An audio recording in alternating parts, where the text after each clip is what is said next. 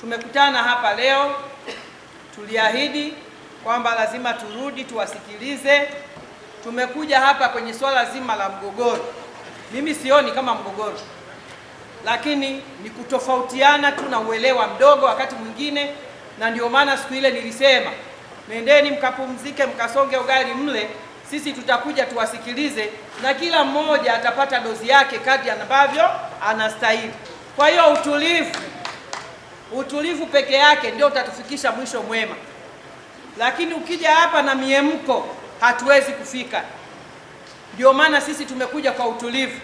Ingekuwa sio watulivu leo, tungeanza kuweka X kwenye nyumba, tungeanza kukwambia bomoa, tungeanza kukwambia toka. Lakini siku zote tunaheshimu kazi na utu. Ndio maana tumeamua kuwa watulivu, tuwape nafasi wananchi wetu, tuwasikilize nini kimewafikisha hapa, na ikiwezekana tuwasaidie wanatokaje kwenye kadhia hii. Kwa hiyo wote tuliojaa huku tumekuja kwa ajili yenu, na kila mmoja aliyekuja hapa ni kiongozi, na kila anayesimama mumpe heshima yake. Lengo ni kuwasikiliza. Sasa ninachowaambia, ninyi wenyewe ndio mkae walinzi wa eneo lako.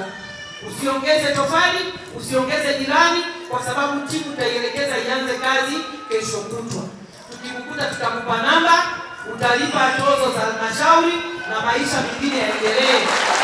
Lakini na nyinyi miongoni mwenu wapo ambao tutawafinya, kwa sababu tukikukuta wewe utatuambia eneo hilo umelitoa wapi na hela ulimlipa nani. Nendeni mkatoe ushirikiano. Lazima waliotufikisha hapa tuchukue hatua, maanake tutaenda kuadhibu ambao watu hawana hatia, lakini wapo waliotufikisha hapa, hawa hatutawaacha.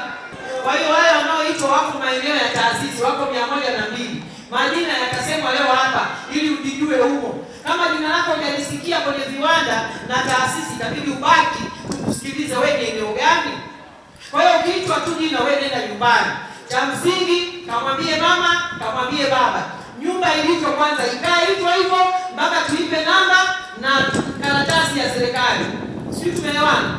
Ukishapewa ile namba ya serikali na umelipia, unaweza kufanya maendelezo. Tumeelewana ndugu zangu? Watu 178 eneo la viwanda, tutaanza kazi kesho kutwa, tutapita. Timu itaomba siku ngapi inafanya kazi, imalize, tulazimishe.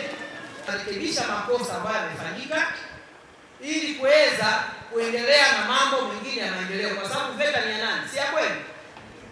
Hospitali tunakuja kuwajengea, si ya kwenu? Shule ya sekondari si ya kwenu? Kwa hiyo hakuna ugomvi hapa, ni maendeleo tu, ila tuna namna gani tutafsiri haya maendeleo ambayo tumekubaliana. Kwa Mheshimiwa Mkuu wa Mkoa, wilaya Manyoni kama nilivyosema iko salama, tunaendelea salama, tunapingana bila kupigana, tunaelimishana, tunaeleweshana na tunasimamiana ndani ya wilaya Manyoni.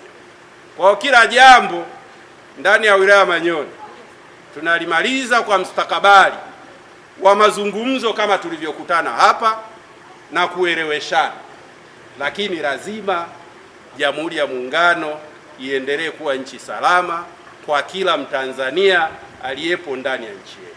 Kila mtu apewe haki yake na kila mtu atendewe haki, na yule ambaye anahisi hajatendewa haki aweze kusikilizwa. Sasa uongozi wa wilaya ulipokea malalamiko kutoka kwenye uongozi wa usimamizi wa hiki kituo cha VETA kwamba eneo letu limevamiwa. Uongozi wa wilaya ulifika hapa ukakagua. Baada ya kusikiliza kwa wale wachache tuliowasikia, tukasema tufanye hii kazi kwa kina tuweze kujua tatizo ni nini.